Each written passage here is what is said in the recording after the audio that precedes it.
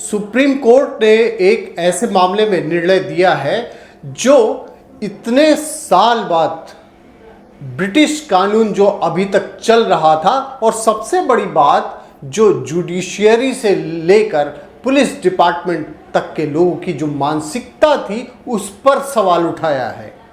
Supreme court का कहना यह है कि एक मामले में जिसमें 406 और 420 यानी कि फ्रॉड और चीटिंग इस मामले की व्याख्या की गई है। मामला था इसमें Delhi race club 1940 limited versus government of UP, Khurja का मामला था। ये जो मामला पहले खुर्जा से फिर गया हाई कोर्ट में गया और उसके बाद में सुप्रीम कोर्ट को इस मामले में निर्णय देना पड़ा।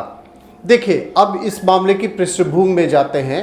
इसमें मामला ये था कि एक केस फाइल किया गया जो कि खुर्जा की कोर्ट में फाइल किया गया, क्रिमिनल केस फाइल किया गया और उसके बाद में कोर्ट ने उस पर समनिंग की और उसके बाद में जो अपीलार्थी था अपीलेट कोर्ट यानी कि 482 में हाई कोर्ट में गया और हाई कोर्ट इलाहाबाद ने उस मामले को बरकरार रखा जो समनिंग हुई थी। उसके बाद में ये मामला गया सुप्रीम कोर्ट में और सुप्रीम कोर्ट ने इस मामले में जो टिप्पणी की वो बेहद एक ऐसी टिप्पणी है जो पूरी व्यवस्था पर सवाल खड़ा करती है।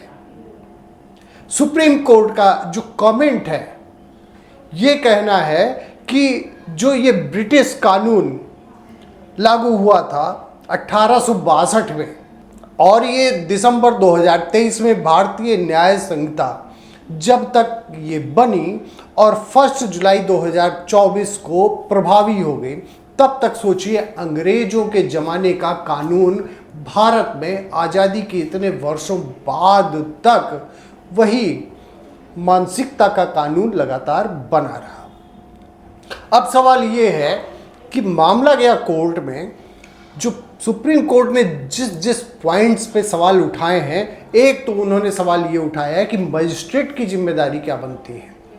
मैं आपको बता दूं, जो लोग कानून के बहुत जानकार नहीं हैं, जो आम लोग हैं, उनको मैं बता दूं कि कोर्ट में जो मजिस्ट्रेट की कोर्ट होती उसी में एप्लीकेशन पड़ती ही क्रिमिनल केसेस की और वहीं दो तरीके से एप्लीकेशन फाइल होती है। किसी भी व्यक्ति के खिलाफ मान लीजिए कोई क्रिमिनल केस फाइल कराना है, दो माध्यम होते हैं। एक तो ये है कि वो मामला पुलिस में जाता है और पुलिस उस मामले पर केस रजिस्टर करती है, लेकिन पुलिस जब नहीं रजिस्टर करती है फिर वही मामला कोर्ट में जाता है, जो संबंधित उस थाने का जो कोर्ट होता है, जो मजिस्ट्रेट की कोर्ट होती है, वहाँ जाता है। वहाँ ये मामला कंप्लेंट के रूप में फाइल होता है या 156(3) CRPC के तहत फाइल होता है केस। 156(3) में अगर ये केस फाइल होता है तो ये मामला चला जाता है, मजिस्ट्रेट डायरेक्ट करता है पुलिस को केस रजिस्टर करने के लिए। दूसरा क्या है, इस मामले का कंप्लेंट फाइल होता है और मजिस्ट्रेट खुद इसका परीक्षण करता है और उसके बाद में समनिंग करता है, यानी कि जिसके ऊपर आरोप है उसको फिर कोर्ट में हाजिर होने के लिए आदेश देता है। अब यही सवाल जो सुप्रीम कोर्ट ने जो बातें उठाई हैं वो बहुत ही ज़्यादा इसलिए भी इम्पॉर्टेंट हो जाती हैं कि अंग्रेज़ों का बनाया हुआ कानून अभी तक जो लागू था और उसमें जो मानसिकता पुलिस की हुआ करती थी वही पुलिस की मानसिकता आज भी है और यही हाल मजिस्ट्रेट का भी है।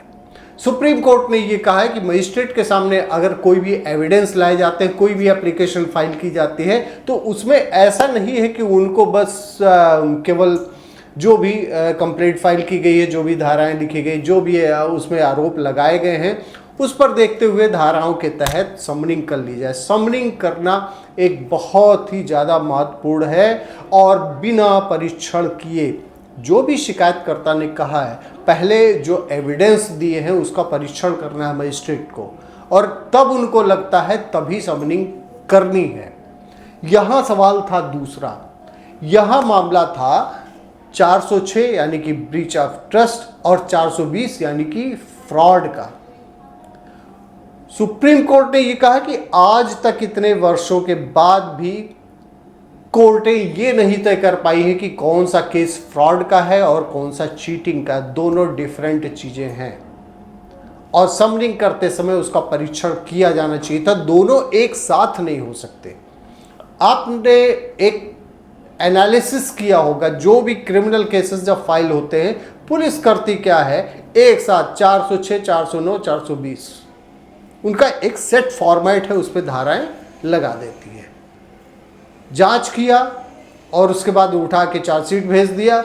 मजिस्ट्रेट ने भी एक परंपरा के तहत उठा के समनिंग कर लिया। इसी पे नाराजगी दिखाई है कोर्ट ने, सुप्रीम कोर्ट ने नाराजगी इस पे दिखाई है और उन्होंने कहा कि इस केस में, और जो टिप्पणी की है, जो कमेंट किया है, कहा है कि पुलिस को ट्रेनिंग दिए जाने की जरूरत है, पुलिस को ट्रेंड किया जाना चाहिए। और उन्होंने जो कॉपी है वो हाई कोर्ट को भेजी है और सारे जगहों पे रजिस्ट्री में उसको लेटर को भेजा गया है, गवर्नमेंट ऑफ यूपी और गवर्नमेंट ऑफ इंडिया को ये भेजी गई है। और ये कहा गया है कि पुलिस को ट्रेनिंग दी जाए, क्योंकि पुलिस जिस तरीके से इन्वेस्टिगेशन करती है, अगर सही तरीके से मजिस्ट्रेट परीक्षण करने लगे तो यकीन मानिए कि किसी का भी उत्पीड़न हो ही नहीं सकता है।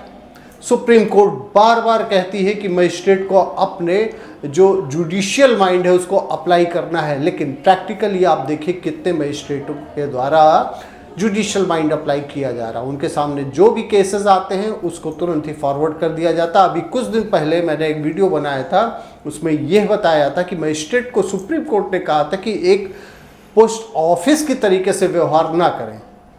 लेकिन क्यों ऐसी परंपरा लगातार चली आ रही है? क्योंकि पनिशमेंट चाहे पुलिस का हो या जिसने भी गलती की है मजिस्ट्रेट ने, उसका पनिशमेंट नहीं उतना होता है।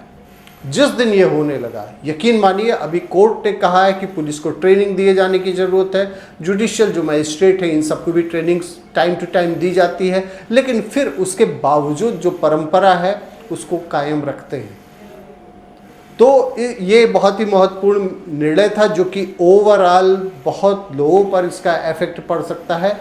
आप एक बार फिर से देखेंगे इसको, Delhi race club 1940 limited versus government of UP, ये केस जो था, जो अभी सुप्रीम कोर्ट में 23 अगस्त को ये फाइनलाइज हुआ है। ये केस जो है बहुत ही इम्पॉर्टेंट है, इसको आपको पढ़ना चाहिए और पब्लिक को भी जानना चाहिए कि उनके अधिकार क्या हैं, किस तरीके से प्लीड कर सकते हैं। जब भी आप अपने एडवोकेट के पास जाएं तो इतनी नॉलेज आपके पास में होनी चाहिए, क्योंकि अगर आप एडवोकेट के भरोसे ही केवल रहेंगे तो आप मान के चलिए जब मजिस्ट्रेट से गलतियां होती हैं तो एडवोकेट से क्यों नहीं होंगी। पुलिस का जो रवैया है उस पर सुप्रीम कोर्ट ने जो कमेंट किया है वो आपने देख ही लिया है। तो बहुत बहुत धन्यवाद आपका, आपकी खबर देखने के लिए।